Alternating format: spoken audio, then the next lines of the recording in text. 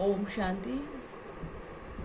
देखिए, हम सभी चाहते हैं हमारा जल प्योर हो, है ना। इवन पीने वाला जल प्योर नहीं, नदियों में तालाबों में भी जो जल है वो भी क्या होना चाहिए, स्वच्छ होना चाहिए। और पीने वाला तो स्वच्छ होना ही चाहिए।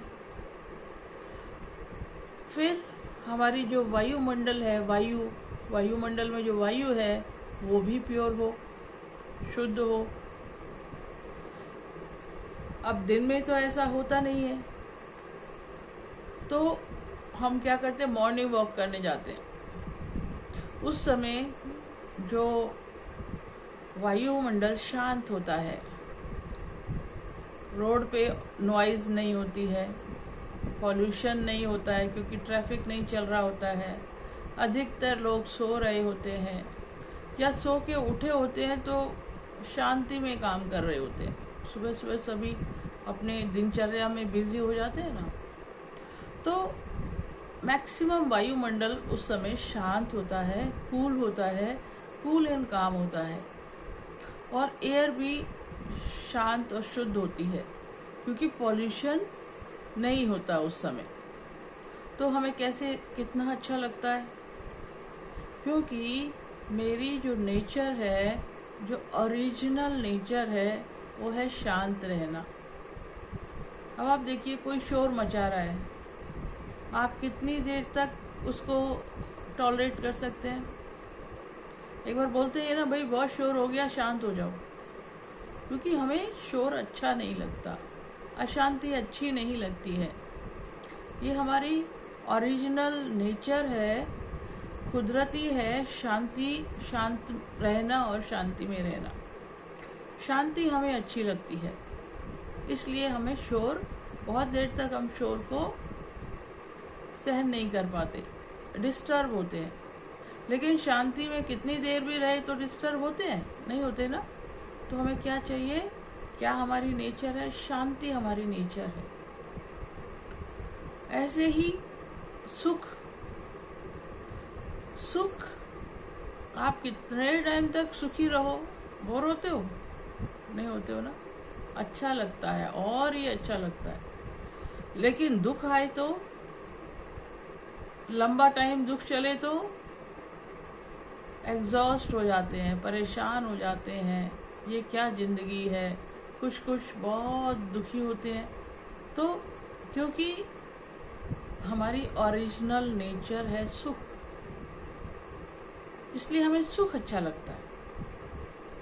ऐसे ही देखो, वायु है वो अशुद्ध हो गई है, तो वायु हमें शुद्ध चाहिए, प्योर चाहिए, जल शुद्ध चाहिए, वायु शुद्ध चाहिए, आकाश भी शुद्ध चाहिए, धरती भी शुद्ध चाहिए।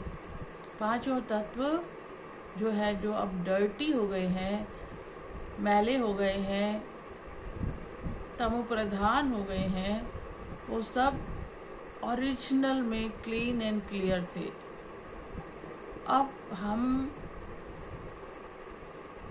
उसका उल्टा ही हो रहा है, तो वायुमंडल का प्रभाव हमारे मन पर पड़ता है, इसलिए मन दुखी ज़्यादा रहता है, टेंशन में जल्दी आ जाता है, और यह नेगेटिव बहुत सोचने लगता है। कोई भी चीज़, कोई बात हुई, हमारे अंदर कितनी ऐसा हो सकता है, ऐसा हो सकता है, ऐसा हो गया होगा, पता नहीं क्या हो गया होगा, ऐसे नेगेटिव संकल्प चलते हैं ना। पॉजिटिव भी तो चल सकते हैं ना भाई, गलत थोड़ी हो सकता है, अच्छा भी तो हो सकता है, बहुत अच्छा भी हो सकता है। लेकिन हमारी नेचर बन गई है, क्योंकि लंबे समय से हम इसी यात्रा पर हैं, तो हमारा मन नेगेटिव को जल्दी स्वीकार करता है। कोई भी बात हो जाए, हमारे मन में अलग अलग प्रकार के, ऐसा भी हो गया, वो हो गया, ऐसा ना हो जाए, वो ना हो जाए। अब इसको क्या करना है, इसको चेंज किसको करना है, चेंज भी मुझको ही करना है, कोई और चेंज नहीं करेगा, हमको ही करना है, हम सबको मिलकर करना है। क्योंकि इन चीज़ को हमने पानी को, जल को और चीज़ों को, जो रिसोर्सेज हैं हमारे नेचुरल रिसोर्सेज, उन सबको गंदा किसने बनाया? हमने ही बनाया, मानव ने बनाया। Human being is responsible for that. जब हमने ही बनाया है तब तो हम सोचते नहीं थे, हाँ, अपनी मनमानी की। अब उसका रिजल्ट क्या आया? अशांति और दुख। देखो, ना तो शांति पैसे से मिलती है और सुख भी पैसे से नहीं मिलता। कंफर्ट मिलेगा आपको पैसे से। अच्छी अच्छी चीज़ें लेकर आएंगे, अच्छी गाड़ी, एयर कंडीशन गाड़ी में घूमेंगे, प्लेन में घूमेंगे, तो ये है कंफर्ट। लेकिन ये सुख नहीं है, कंफर्ट है।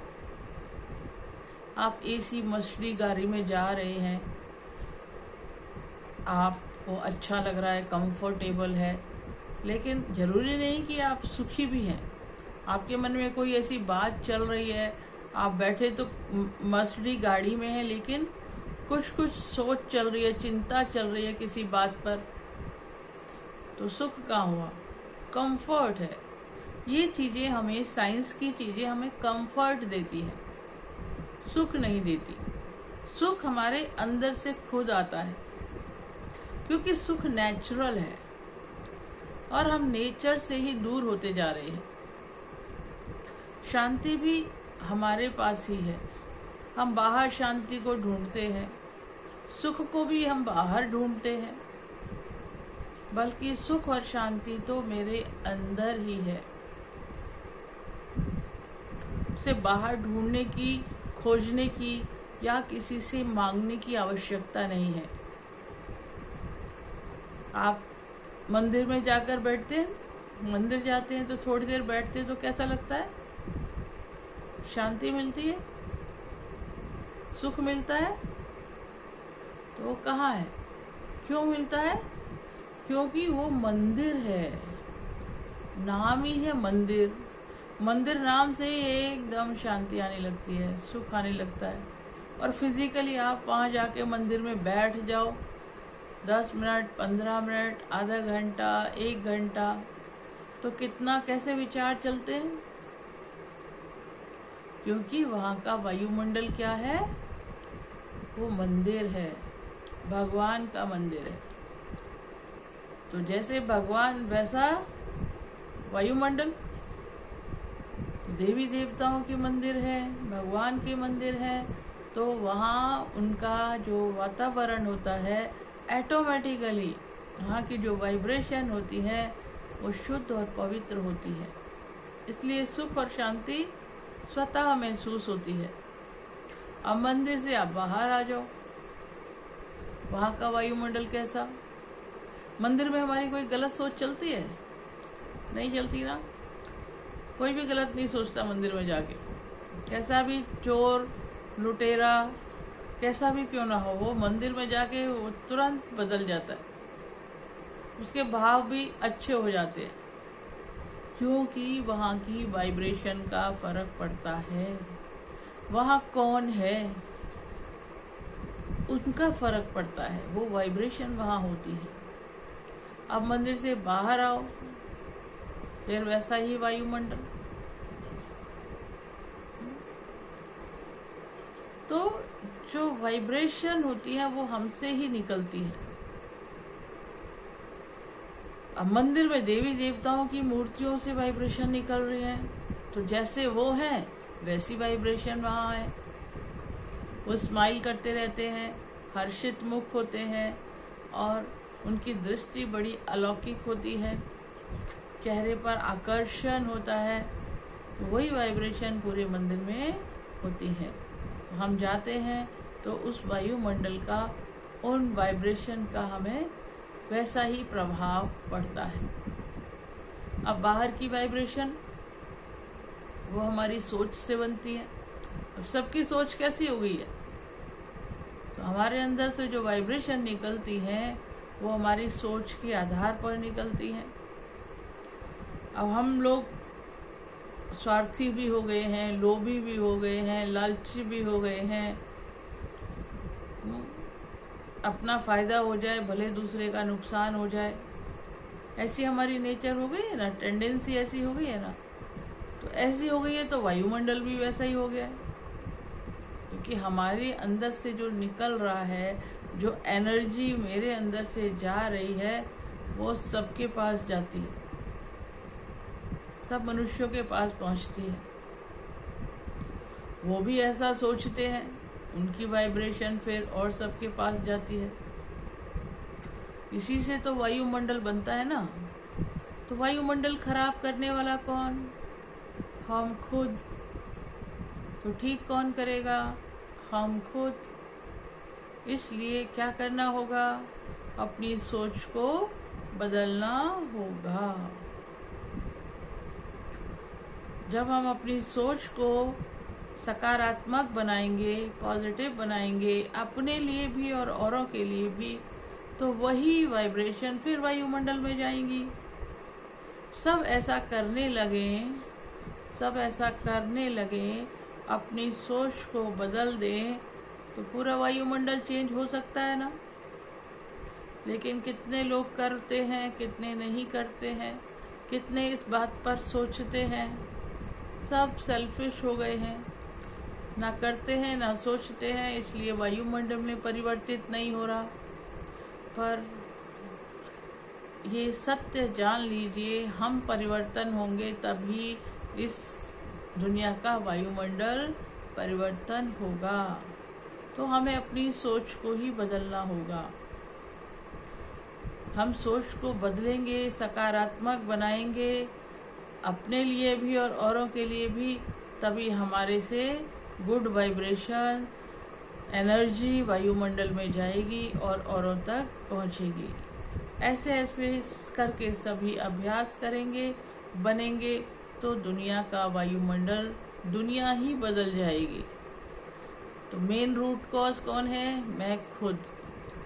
तो मैं बदलूंगा तो जग बदलेगा।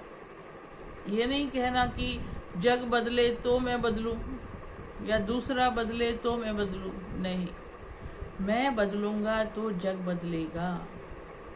इस प्रिंसिपल पर काम करना है।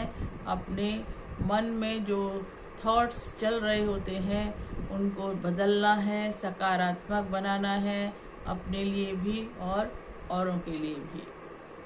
तभी विश्व का वायुमंडल बदलेगा। तो शुरुआत किससे करनी है?